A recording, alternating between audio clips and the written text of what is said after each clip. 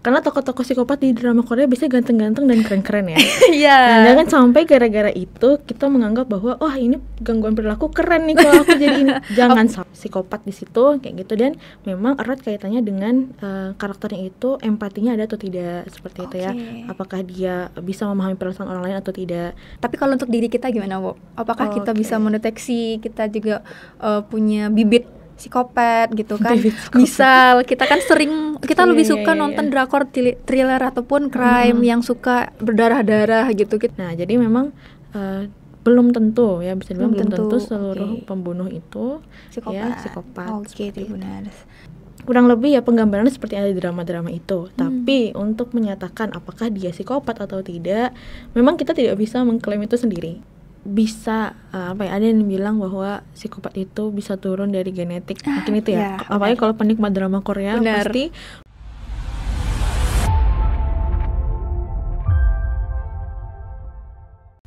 Assalamualaikum warahmatullahi wabarakatuh. Halo Tribuners, kembali lagi di podcast tamu kita bersama saya Elvina Helida. Dan Tribuners, per hari ini tanggal 3 September kita dihebohkan dengan rekonstruksi kasus pembunuhan berantai di Padang Pariaman. Dan mungkin Tribuners belakangan ini sudah dihebohkan dengan gimana kejamnya beliau untuk menghabiskan nyawa 3 orang perempuan. Dan mungkin juga sering lihat di sosmed dengan istilah, pelakunya seorang psikopat, pelakunya merupakan sosok yang punya kelainan mental dan segala macam. Mungkin di podcast kali ini Vina bisa sedikit meluruskan atau membahas detail mengenai apa sih itu psikopat dan gimana sih sosok dia di kalangan masyarakat. Dan kali ini Vina bersama dengan tamu kita yaitu Bu Afifah, yaitu seorang peneliti psikolog yang sekarang dosen di Universitas Negeri Padang. Halo Bu Afifah. Oke, halo Vina. Ya, oleh Bu, mungkin untuk perkenalan singkat kepada Tribuners di rumah nih Bu, sebelum kita ngobrol lebih seru tentang psikopat. Oke, terima kasih sebelumnya ya atas undangannya untuk bisa berbincang-bincang di sini, bisa ketemu dengan Vina dan Tribuners semua gitu ya. Sebelumnya perkenalkan, nama saya Afifah Nur Hasanah, biasa dipanggil Vifah ya sehari-harinya. Kalau di kampus tentu dipanggilnya Bu Vifah gitu. Ya, tadi sudah diperkenalkan juga, saya seorang peneliti psikologi ya. Kalau psikolog profesinya, psikologi itu keilmuannya. Dan ya, saya bukan psikolog tapi seorang peneliti.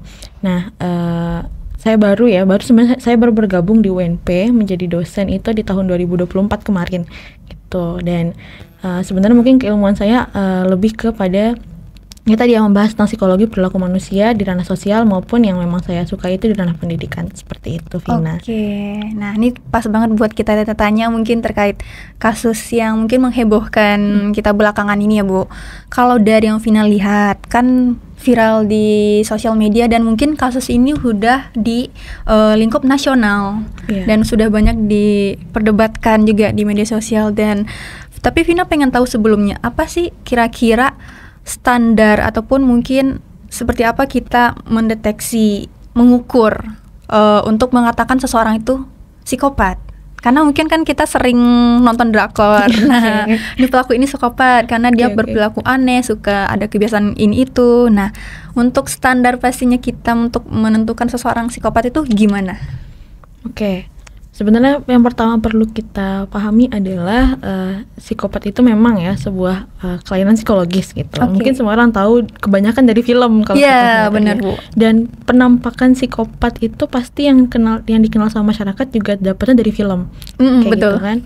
Apa dia yang mungkin berdarah dingin, dia yang mau menghabisi atau mau melukai orang lain tapi tanpa ada empati sama sekali ya gitu. Betul. Jadi sebenarnya kurang lebih memang penegakan diagnosis terhadap kelainan ini gitu ya atau gangguan ini kurang lebih ya penggambarannya seperti ada di drama-drama itu. Tapi untuk menyatakan apakah dia psikopat atau tidak, memang kita tidak bisa mengklaim itu sendiri kayak gitu ya kan. Jadi kita memang harus mengikuti panduan bakunya. Kalau di Indonesia ada istilahnya itu PPDGJ dan sekarang udah seri ketiganya gitu ya. Jadi dia akan direvisi terus. Nah, itu panjangannya itu adalah pedoman penggolongan dan diagnosis gangguan kejiwaan atau gangguan jiwa. Gitu. Jadi ada PPDGJ kalau di Indonesia kita pakai itu, tapi kalau di luar negeri kita pakai istilahnya DSM ya. DSM. Sekarang sudah sampai versi kelimanya. Nah, kalau di sana memang ini panduan bagi para psikolog ya, terutama psikolog klinis untuk mendiagnosis gangguan jiwa. Dan sebenarnya psikopat itu masuk ke dalam gangguan kepribadian di sosial. Oh, kayak sosial. Gitu. Di sosial, gangguan kepribadian dia masuknya nanti. Bukan berarti beda dengan penyakit mental. Karena ini kan apakah iya, sama? Dia sama, dia ada di kumpulan penyakit mental, tapi nanti akan ada beberapa subbagian. Nah, dia masuk ke dalam bagian gangguan kepribadian. Oke. Kayak gitu nanti di sana ya. Jadi ada istilahnya psikopat di situ kayak gitu, dan memang erat kaitannya dengan karakternya itu, empatinya ada atau tidak, seperti itu ya. Apakah dia bisa memahami perasaan orang lain atau tidak. Dan itu nanti ada perlu asesmen yang panjang sebenarnya. Dan syaratnya memang harus kita lihat di orang dengan usia 18 tahun ke atas. Jadi memang ada syarat, ada standar usia, dan ada akan dilihat apakah gejalanya muncul konstan terus menerus atau hanya sekali saja muncul, seperti itu. Jadi memang perlu penilaian yang ketat dan sistematis untuk bisa mendiagnosis nih orang psikopat atau bukan. Jadi memang tidak bisa semena-mena mengatakan seperti itu. Betul, berarti Tribuners kita nggak bisa langsung menilai secara gamblang, secara gambaran umum dengan perilaku yang kita lihat beberapa saat saja berarti ya Bu ya. Dan berarti memang baru bisa dideteksi di umur 18. Iya, diagnosisnya baru bisa di Dan semua diagnosisnya pun mendetail, dan kita nggak bisa langsung cap dengan sekali perbuatan ini kita langsung bilang oh dia psikopat. Mungkin dia ada penimbulan emosi sesaat dan segala macam, mungkin gitu ya Bu ya. Berarti kalau misalnya tapi kan itu orang lain, kita menilai orang lain. Tapi kalau untuk diri kita gimana Bu? Apakah kita bisa mendeteksi kita juga punya bibit psikopat gitu kan? Misal kita kan kita lebih suka nonton drakor thriller ataupun crime yang suka berdarah-darah gitu. Kita lebih suka film seperti itu dan menikmatinya. Apakah itu bisa dikatakan ciri-ciri juga? Jadi ini juga lagi-lagi warning ya. Warning. Kalau tadi warning tidak boleh mencap orang secara tiba-tiba atau langsung gitu ya. Perlu telaah lebih dalam. Ini juga menjadi warning, kita tidak boleh self-diagnose terhadap diri kita sendiri. Betul. Nah ini benar-benar mungkin sering kita temukan juga di sosial media. Kita sering melihat orang self-diagnose ke diri sendiri ya. Berarti kita di sini juga harus warning juga, kita nggak boleh self-diagnose sendiri, apalagi mungkin di kasus psikopat gitu. Iya, apalagi kalau memang sudah muncul paradigma bahwa karena tokoh-tokoh psikopat di drama Korea biasanya ganteng-ganteng dan keren-keren ya. Iya.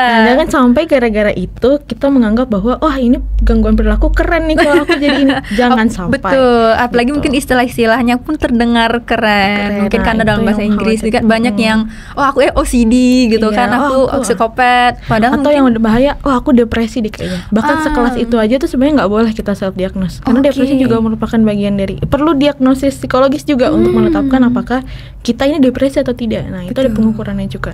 Termasuk psikopat tadi, ini justru hal yang sangat penting ya untuk kita lihat. Mungkin kalau ada kecenderungan yang muncul, kita coba baca PPDGJ ini terbuka ya untuk umum.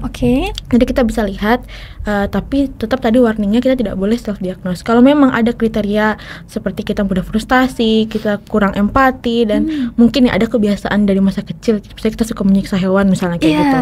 Atau kita suka pernah dulu teman saya tuh bilang kalau ada luka yang kering dia tuh suka ngelopekin sendiri yang misalnya kayak gitu.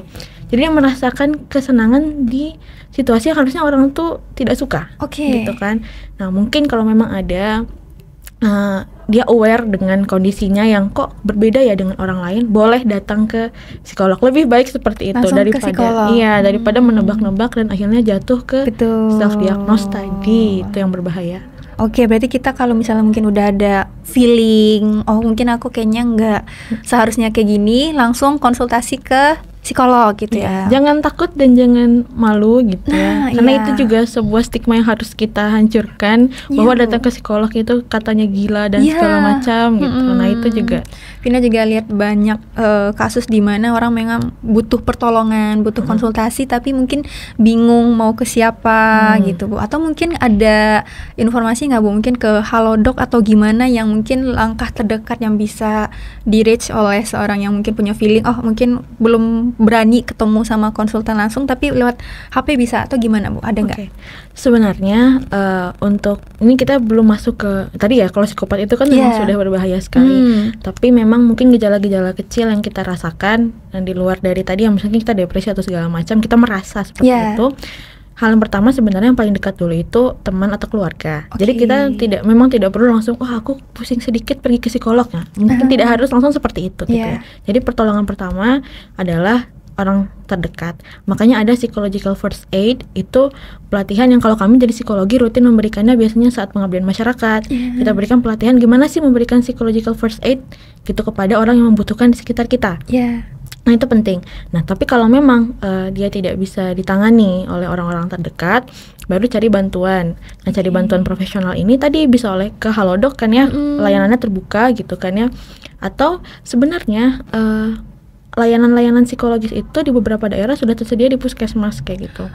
Ke puskesmas juga ada psikolog juga ada gitu ya. Bahkan kalau setahu saya kalau di Jogja itu sudah harus satu puskesmas satu psikolog gitu. Jadi memang harus sudah ada di sana psikolog kayak gitu kan.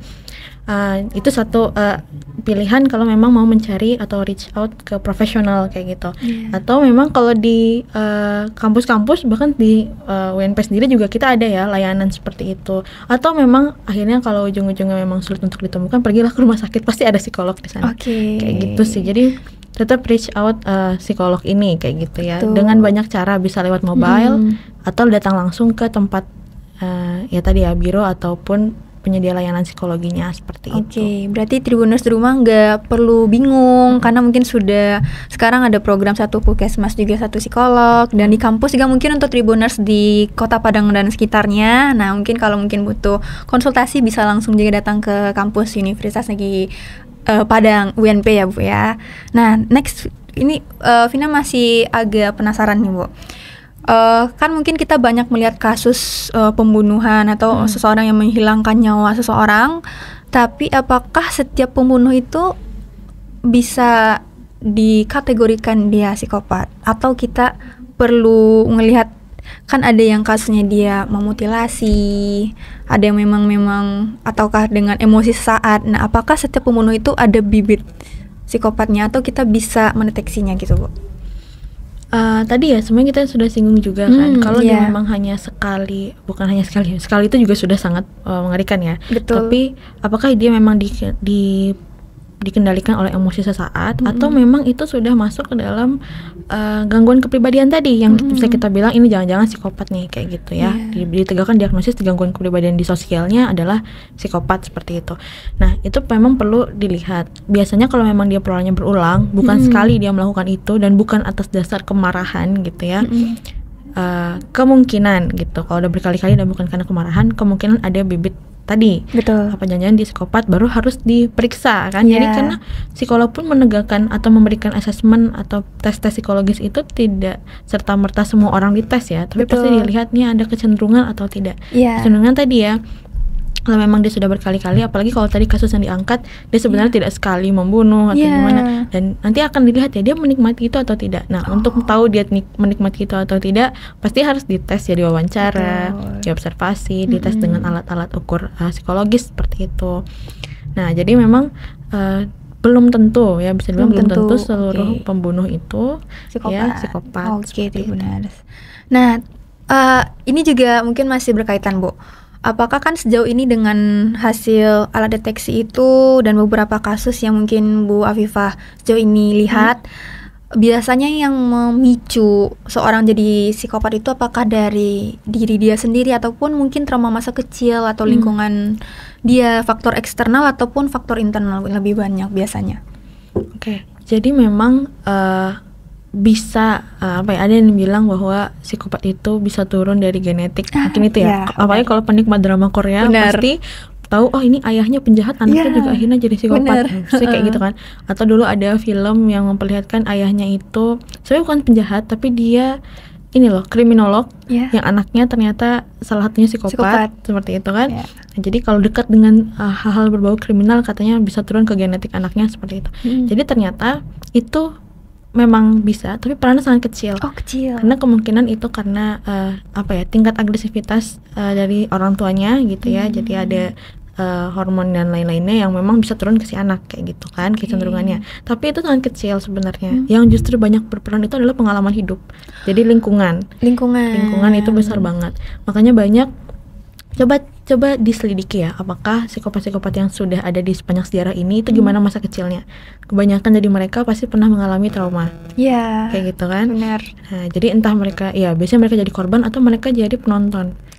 Oke. Tuh, jadi mereka melihat situasi yang tidak menyenangkan entah orang tuanya atau lingkungan sekitarnya yang melakukan tindakan kekerasan ya. Iya. Terus ya masuklah itu ke dalam alam bawah sadar dia atau Iya, bagaimana gitu. terekam terekam dan dia mereplikasi itu. Oke. Kan kayak gitu jadinya. Jadi pasti banyak tuh pengaruhnya lingkungan sih. Trauma masa kecil. Dan mungkin kalau misal trauma masa kecil kan kita mungkin di umur-umur yang senang merekam kejadian sekitar dan kita belum tahu itu benar atau salah. Biasanya seperti itu ya Bu ya. Oke, mungkin kita udah banyak bahas tentang psikopat ini. Jadi mungkin untuk Tribuners kita reminder lagi ya, kalau kita nggak boleh self diagnosis tentang psikopat ataupun penyakit mental lainnya. Tapi mungkin kalau ada yang menyadari dirinya mungkin ada feeling, boleh Vina ingatkan lagi kita konsultasi. Ya, kita harus self awareness ya. Self aware ya, beda dengan self diagnosis ya. Beda. Ini kesadaran diri. Kita butuh atau tidak kita perlu aware gitu. Ya, mungkin terakhir sebelum kita tutup podcast ini Bu, ada sepatah dua kata atau mungkin harapan untuk Tribuners yang ada di rumah. Oke. Tadi ya sebenarnya sudah disampaikan oleh Vina. Jadi yang paling penting adalah kita semua Tribuners dan juga ya kita yang ada di sini harus yang pertama mengingat bahwa kita tidak boleh self-diagnose, itu penting banget, terutama pada kelainan-kelainan psikologis yang berbahaya seperti psikopat yang kita angkat temanya sekarang. Terus yang kedua, kita tidak boleh juga mudah menjudge orang lain seperti itu. Jadi self-diagnose nggak boleh, judge orang lain dengan enteng juga nggak boleh, karena untuk menegakkan diagnosis gangguan kejiwaan itu panjang jalannya. Gitu. Jadi tidak boleh serta-merta seperti itu. Dan yang ketiga harus self-awareness tadi. Jangan sampai kita sakit parah dulu baru kita sadar kalau kita sakit. Jadi kalau bisa memang ada tanda-tanda tertentu yang kelihatan, langsunglah kita cari bantuan gitu. Nah itu tadi Tribuners, terima kasih banyak Vina ucapin ke Bu Hifa udah hadir di studio kita kali ini, udah sharing banyak ilmunya. Dan mungkin harapannya nanti kalau Tribuners masih ada pertanyaan boleh banget komen di kolom komentar, nanti akan kita bacain satu-satu ya Bu ya. Dan mungkin next kita bakal lebih banyak bahas tema menarik nih sama Bu Hifa, dan tungguin aja nih Tribuners. Dan mungkin sekian dari saya, pamit undur diri. Assalamualaikum warahmatullahi wabarakatuh.